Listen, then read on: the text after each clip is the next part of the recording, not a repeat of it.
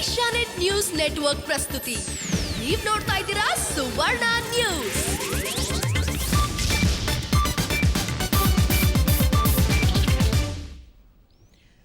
ನಮಸ್ಕಾರ, ಸುವರ್ಣ ನ್ಯೂಸ್ಗೆ ಸ್ವಾಗತ. ನಾನು ಗುರುಪ್ರಸಾದ್. ಈಗ ಹೆಡ್ಲೈನ್ಸ್.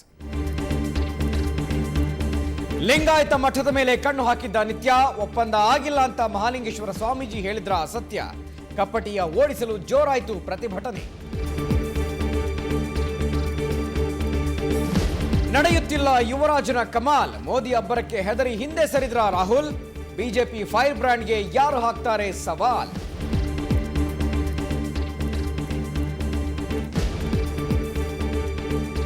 ಸ್ಥಳೀಯ ಸಂಸ್ಥೆ ಚುನಾವಣೆಗೆ ಇನ್ನೊಂದೇ ದಿನ ಬಾಕಿ. ಆಮಿಷಗಳ ಅಡ್ಡೆಯಾಗ್ತಾ ಇದೆ ಪ್ರಚಾರ ಕಣ. ಮತದಾರರನ್ನ ಸೆಳೆಯಲು ಹಂಚ್ತಾ ಇದ್ದಾರೆ ಹೆಂಡ ಹಣ. ದುನಿಯಾ ವಿಜಯ್ ವಿಚ್ಛೇದನ ಪ್ರಕರಣ ಇದೇ 14ರಂದು ನಡೆಯಲಿದೆ ಸಂಧಾನ. ಬಗೆಹರಿಯದಿದ್ರೆ ಕೋರ್ಟ್ನಲ್ಲಿ ಮುಂದುವರಿಯಲಿದೆ ಸಾಕ್ಷಿ ವಿಚಾರಣೆ.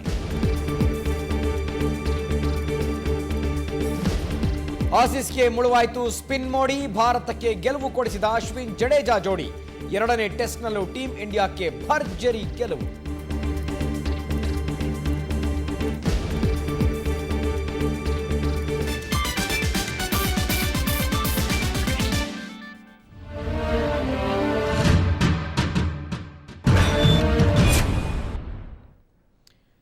ಅದೇನೋ ಗೊತ್ತಿಲ್ಲ, ಒಂದಿಲ್ಲೊಂದು ವಿವಾದವನ್ನ ಮೈ ಮೇಲೆ ಎಳೆದುಕೊಳ್ಳದೆ ಇದ್ರೆ ನಿತ್ಯಾನಂದನಿಗೆ ನಿದ್ದೆನೇ ಬರೋಲ್ಲ ಅನ್ಸುತ್ತೆ. ಹೌದು, ಆಧೀನಂ ಪೀಠದಿಂದ ಹೊರಬಿದ್ದ ನಿತ್ಯಾನಂದನ ಕಣ್ಣು ಇದೀಗ ಮುಧೋಳದ ಮಹಾಲಿಂಗೇಶ್ವರ ಮಠದ ಮೇಲೆ ಬಿದ್ದಿತ್ತು.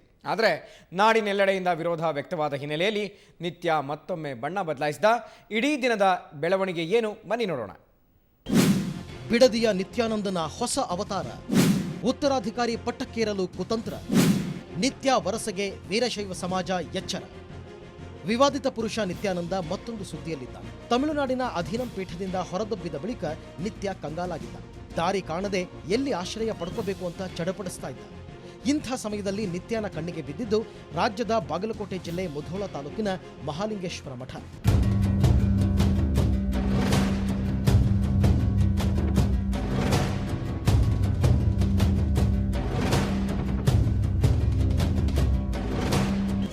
ಶ್ರೀ ಶಿವಯೋಗಿ ರಾಜೇಂದ್ರ ಸ್ವಾಮೀಜಿಗಳು ಈ ಮಠದ ಪೀಠಾಧಿಪತಿ. ಕೆಲವು ದಿನಗಳ ಹಿಂದೆ ಈ ಸ್ವಾಮೀಜಿ ಬಿಡದಿಗೆ ಹೋಗಿದ್ರು. ಖುದ್ದಾಗಿ ನಿತ್ಯಾನಂದನನ್ನ ಭೇಟಿಯಾಗಿ ನೀವೇ ನನ್ನ ಮಠಕ್ಕೆ ಉತ್ತರಾಧಿಕಾರಿಯಾಗಬೇಕು ಅಂತ ಮನವಿ ಮಾಡಿಕೊಂಡ್ರು. ಈ ವಿಷಯವನ್ನ ಸ್ವತಃ ನಿತ್ಯಾನಂದನೇ ಹೇಳಿಕೊಂಡಿದ್ದಾರೆ.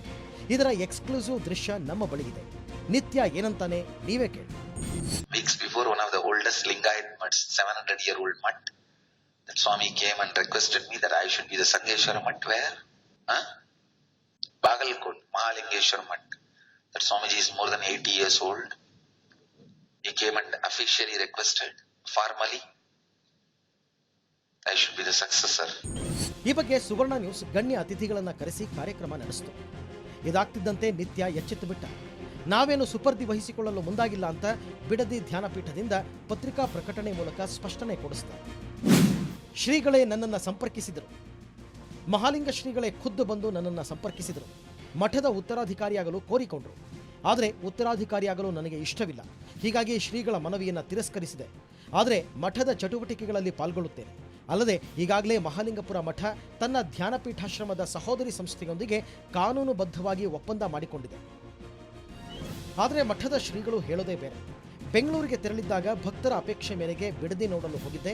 ಇದನ್ನೇ ನೆಪವಾಗಿ ಇಟ್ಕೊಂಡು ನಿತ್ಯಾನಂದ ಉತ್ತರಾಧಿಕಾರಿತನ ವಿವಾದ ಎಬ್ಬಿಸಿದ್ದಾನೆ ಅಂತ ಶ್ರೀಗಳು ಆಕ್ರೋಶ ವ್ಯಕ್ತಪಡಿಸಿದರು. ಒಂದು ವೇಳೆ ಬಿಡದಿಗೆ ತೆರಳಿದ್ದು ಭಕ್ತರ ಮನಸ್ಸಿಗೆ ನೋವಾಗಿದ್ದರೆ ಕ್ಷಮೆ ಕೇಳುವೆ ಅಂದರು.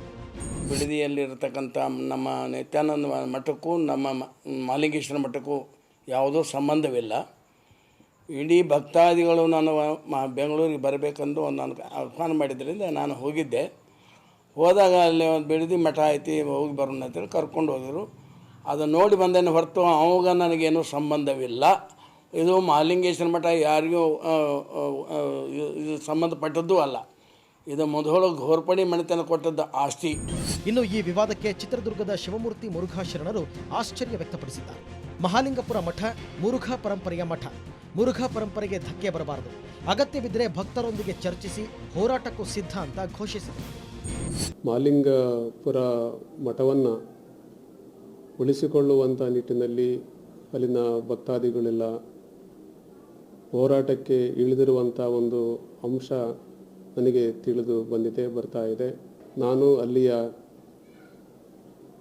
ಜನರ ಜೊತೆಯಲ್ಲಿ ಅಥವಾ ಭಕ್ತಾದಿಗಳ ಜೊತೆಯಲ್ಲಿ ಸ್ವಾಮಿಗಳ ಜೊತೆಯಲ್ಲಿ ಸಹಕಾರವನ್ನು ಮಾಡುತ್ತೇನೆ. ನಿತ್ಯಾನಂದ ಸದಾ ವಿವಾದಗಳನ್ನು ಮೈಗೆ ಮೆತ್ತಿಕೊಂಡಿರುವ ವ್ಯಕ್ತಿ. ಅನೇಕ ಪ್ರಕರಣಗಳು ದಾಖಲಾಗಿವೆ. ಇದು ಗೊತ್ತಿದ್ದರೂ ಶ್ರೀಗಳು ಬಿಡದಿಗೆ ಹೋಗಿದ್ದೇಕೆ? ಉತ್ತರಾಧಿಕಾರಿ ಬಗ್ಗೆ ಚರ್ಚೆಯಾಗಿಲ್ಲ ಅಂದರೆ ವಿವಾದ ಎದ್ದಿದ್ದೇಕೆ? ಈ ಪ್ರಶ್ನೆಗಳು ರಾಜ್ಯದ ಜನರನ್ನ ಕಾಡ್ತಾ ಇವೆ. ಒಟ್ಟಾರೆ ಉತ್ತರಾಧಿಕಾರತ್ವದ ವಿವಾದವನ್ನು ಹೊರಹಾಕುವ ಮೂಲಕ ನಿತ್ಯಾನಂದ ಮತ್ತೊಮ್ಮೆ ವಿವಾದವನ್ನು ಮೈಮೇಲೆ ಎಳೆದುಕೊಂಡಿದ್ದಾರೆ. ಬ್ಯೂರೋ ರಿಪೋರ್ಟ್, ಸುವರ್ಣ ನ್ಯೂಸ್. ಇನ್ನು ನಿತ್ಯಾನ ಅವಾಂತರ ಗೊತ್ತಾಗ್ತಾ ಇದ್ದಂತೆ ಎಲ್ಲೆಡೆ ಆಕ್ರೋಶ ವ್ಯಕ್ತವಾಯಿತು. ಮಹಾಲಿಂಗೇಶ್ವರ ಮಠದ ಬಳಿ ಭಕ್ತರು ಪ್ರತಿಭಟನೆ ಕೂಡ ನಡೆಸಿದರು. ಬಿಡದಿಯ ಧ್ಯಾನಾಶ್ರಮದ ಬಳಿಯೂ ವಿವಿಧ ಸಂಘಟನೆಗಳ ಕಾರ್ಯಕರ್ತರು ಪ್ರತಿಭಟನೆ ಮಾಡಿದರು.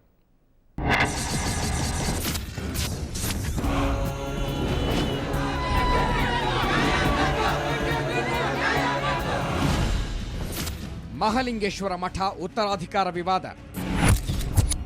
ನಿತ್ಯ ವಿರುದ್ಧ ಮತ್ತೆ ಮೂಡಿತು ಆಕ್ರೋಶ. ಬಿಡದಿ ಆಶ್ರಮದ ಬಳಿಯೂ ಪ್ರತಿಭಟನೆ. ಯಾವಾಗ ಮುಧೋಳದ ಮಹಾಲಿಂಗೇಶ್ವರ ಮಠ ವಿವಾದ ಬೆಳಕಿಗೆ ಬಂತೋ ಆಗಲೇ ನಿತ್ಯಾನಂದನ ವಿರುದ್ಧ ಆಕ್ರೋಶ ತೀವ್ರವಾಯಿತು. ಮಠವನ್ನ ನಿತ್ಯಾನಿಗೆ ಹಸ್ತಾಂತರಿಸದಂತೆ ಒತ್ತಾಯಿಸಿ ಮಹಾಲಿಂಗಪುರದಲ್ಲಿ ಪ್ರತಿಭಟನೆ ನಡೆಯಿತು. ಸ್ಥಳೀಯ ಭಕ್ತರು ನಿತ್ಯಾನ ವಿರುದ್ಧ ಆಕ್ರೋಶ ವ್ಯಕ್ತಪಡಿಸಿದರು. ರಾಜೇಂದ್ರ ಸ್ವಾಮೀಜಿ ವರ್ತನೆಗೂ ಆಕ್ಷೇಪ ವ್ಯಕ್ತವಾಯಿತು.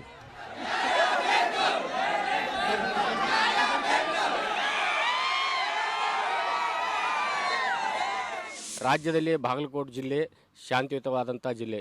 ಏನಾದರೂ ಒಂದು ವೇಳೆ ನಿತ್ಯಾನಂದ ಬಾಗಲಕೋಟೆ ಜಿಲ್ಲೆಗೆ ಏನಾದರೂ ಕಣ್ಣು ಹಾಕಿದ್ದೇ ಆದರೆ ಅವನ ಕಣ್ಣನ್ನು ಕಿತ್ತುಕೊಡುವಂಥ ಕೆಲಸವನ್ನು ನಾವು ಹೋರಾಟಗಾರರು ಮಾಡಬೇಕಾಗುತ್ತೆ. ಮುನ್ನೆಚ್ಚರಿಕೆ ಕ್ರಮವಾಗಿ ಸ್ಥಳದಲ್ಲಿ ಬಿಗಿ ಪೊಲೀಸ್ ಬಂದೋಬಸ್ತ್ ಕಲ್ಪಿಸಲಾಗಿತ್ತು. ನಿತ್ಯಾನಂದನ ವಿರುದ್ಧ ಆಕ್ರೋಶ ವ್ಯಕ್ತಪಡಿಸಿದ ಕಸ್ತೂರಿ ಕರ್ನಾಟಕ ಜನಪರ ವೇದಿಕೆ ಕಾರ್ಯಕರ್ತರು ಬಿಡದಿ ಬಳಿ ಪ್ರತಿಭಟನೆ ನಡೆಸಿದರು. ನಿತ್ಯಾನಂದನ ಗಡೀಪಾರಿಗೆ ಪ್ರತಿಭಟನಾಕಾರರು ಆಗ್ರಹಿಸಿದರು.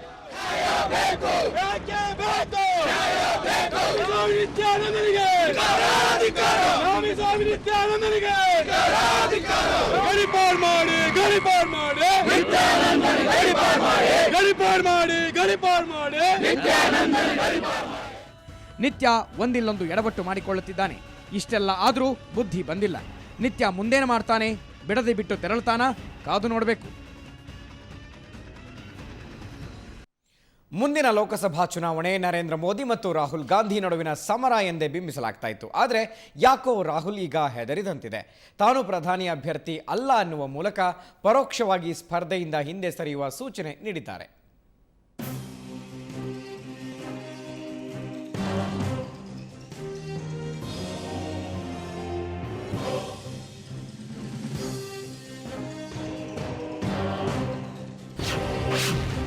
ನಡೆಯುತ್ತಿಲ್ಲ ಯುವರಾಜನ ಕಮಾಲ್. ಮೋದಿ ಅಬ್ಬರಕ್ಕೆ ಹಿಂದೆ ಸರಿದ್ರ ರಾಹುಲ್. ಫೈರ್ ಬ್ರ್ಯಾಂಡ್ಗೆ ಯಾರು ಹಾಕ್ತಾರೆ ಸವಾಲ್. 2004ರ ಲೋಕಸಭಾ ಚುನಾವಣೆಗೆ ಈಗಲೇ ತಾಲೀಮು ಶುರುವಾಗಿದೆ. ಕಾಂಗ್ರೆಸ್, ಬಿಜೆಪಿ ಸೇರಿದಂತೆ ಅನೇಕ ರಾಷ್ಟ್ರೀಯ ಪಕ್ಷಗಳು ಭರ್ಜರಿ ಸಿದ್ಧತೆ ಮಾಡಿಕೊಳ್ತಿವೆ. ಅದರಲ್ಲೂ ಪ್ರಧಾನಿ ಹುದ್ದೆಗೆ ಕಾಂಗ್ರೆಸ್ ಹಾಗೂ ಬಿಜೆಪಿಯಲ್ಲಿ ತೆರೆಮರೆಯಲ್ಲೇ ಕಸರತ್ತು ನಡೆಯುತ್ತಿದೆ. ಗುಜರಾತ್ ಸಿಎಂ ನರೇಂದ್ರ ಮೋದಿಯನ್ನ ಎನ್ಡಿಎ ಪ್ರಧಾನಿ ಅಭ್ಯರ್ಥಿಯನ್ನಾಗಿ ಘೋಷಿಸಲು ಬಿಜೆಪಿ ತುದಿಗಾಲಲ್ಲಿ ನಿಂತಿದೆ. ಇವರಿಗೆ ಎದುರಾಳಿಯಾಗಿ ಎಐಸಿಸಿ ಉಪಾಧ್ಯಕ್ಷ ರಾಹುಲ್ ಗಾಂಧಿಯನ್ನ ಕಾಂಗ್ರೆಸ್ ಅಭ್ಯರ್ಥಿಯನ್ನಾಗಿ ಮಾಡಲು ಹಿರಿಯ ನಾಯಕರು ಪಣ ತೊಟ್ಟಿದ್ರು. ಆದ್ರೆ ಅದ್ಯಾಕೋ ಏನೋ ರಾಹುಲ್ ಗಾಂಧಿ ಪ್ರಧಾನಿ ರೇಸ್ನಿಂದ ಹಿಂದೆ ಸರಿದಂತೆ ಕಾಣ್ತಿದೆ. ಹೌದು, ಕಾಂಗ್ರೆಸ್ನಲ್ಲಿ ಪ್ರಧಾನಿ ಸ್ಥಾನಕ್ಕೆ ಮುಂಚೂಣಿಯಲ್ಲಿದ್ದ ರಾಹುಲ್ ಹಿಂದೇಟು ಹಾಕಿದ್ದಾರೆ. ಪಕ್ಷದ ಸಂಸದರ ಸಭೆಯಲ್ಲಿ ಈ ಅಭಿಪ್ರಾಯ ವ್ಯಕ್ತಪಡಿಸಿದ್ದಾರೆ. ನಾನು ಸುದೀರ್ಘ ರಾಜಕೀಯದಲ್ಲಿ ನಂಬಿಕೆ ಇಟ್ಟಿದ್ದೇನೆ. ಪ್ರಧಾನಮಂತ್ರಿ ಸ್ಥಾನ ನನಗೆ ಮುಖ್ಯವಲ್ಲ. ಪಕ್ಷವನ್ನ ಬೇರು ಮಟ್ಟದಿಂದ ಗಟ್ಟಿ ಮಾಡಬೇಕಿದೆ. ಆ ಬಗ್ಗೆ ಹೆಚ್ಚಿನ ಗಮನ ಹರಿಸುತ್ತಿದ್ದೇನೆ. ಪಕ್ಷದಲ್ಲಿನ ಹೈಕಮಾಂಡ್ ಸಂಸ್ಕೃತಿಯನ್ನ ಕೊನೆಗಾಣಿಸಬೇಕಿದೆ. ನಿಮಗೆ ಪ್ರಧಾನಿಯಾಗುವ ಇಚ್ಛೆ ಇದೆಯೇ ಅಂತ ನನ್ನನ್ನ ಕೇಳುವ ಪ್ರಶ್ನೆಯೇ ತಪ್ಪು. ಹೀಗಂತ ಹೇಳುವ ಮೂಲಕ ನಾನು ಪ್ರಧಾನಿ ಅಭ್ಯರ್ಥಿ ಅಲ್ಲ ಎಂದಿದ್ದಾರೆ. ಕಳೆದ ಜನವರಿಯಲ್ಲಿ ರಾಹುಲ್ ಉಪಾಧ್ಯಕ್ಷರಾಗಿ ಆಯ್ಕೆಯಾಗಿದ್ರು. ಆ ಮೂಲಕ ಪ್ರಧಾನಿ ಹುದ್ದೆಗೆ ರಾಹುಲ್ ಅಂತಲೇ ಬಿಂಬಿಸಲಾಗಿತ್ತು. ಆದ್ರೆ ಈಗ ರಾಹುಲ್ ಅದನ್ನ ಬಹಿರಂಗವಾಗಿಯೇ ಅಲ್ಲಗಳೆದು ಅಚ್ಚರಿ ಮೂಡಿಸಿದ್ದಾರೆ. ಒಂದೆಡೆ ನರೇಂದ್ರ ಮೋದಿ ರಾಷ್ಟ್ರ ರಾಜಕಾರಣಕ್ಕೆ ಹತ್ತಿರವಾಗ್ತಿದ್ದಾರೆ. ಗುಜರಾತ್ನಿಂದ ದೆಹಲಿ ಮಾರ್ಗವನ್ನ ಕಂಡುಕೊಂಡಿದ್ದಾರೆ. ಆದ್ರೆ ರಾಹುಲ್ ರ ಈ ಹೇಳಿಕೆ ಮಾತ್ರ ಕಾಂಗ್ರೆಸ್ನಲ್ಲಿ ಗೊಂದಲ ಮೂಡಿಸಿದೆ. ಬ್ಯೂರೋ ರಿಪೋರ್ಟ್, ಸುವರ್ಣ ನ್ಯೂಸ್.